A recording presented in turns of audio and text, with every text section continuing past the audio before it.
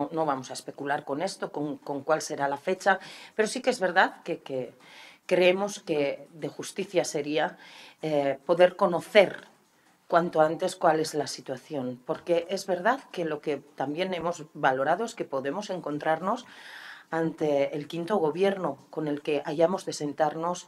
en esta legislatura del Gobierno del Cambio en Navarra, es decir, quinto gobierno en España, al otro lado de esa mesa en la que nosotras nos sentamos de manera bilateral con el Estado. Y esto es una cuestión pues, que desde luego no facilita las cosas y que complica, si cabe más, lo que ya de por sí es complicado, que es la gestión, en este caso de la Comunidad Foral de Navarra, pero la gestión política en general, en esa bilateralidad, no saber muy bien quién va a ser el próximo interlocutor o hasta cuándo va a ser interlocutor el que lo es hoy, ¿no? Por lo tanto, no entraremos en especulaciones ni en valorar si cuándo sería mejor o peor, pero lo que tenga que ser que sea y que nos digan cuándo ha de ser para saber eso mismo, si nos hemos de enfrentar en esta legislatura a conocer un quinto gobierno español.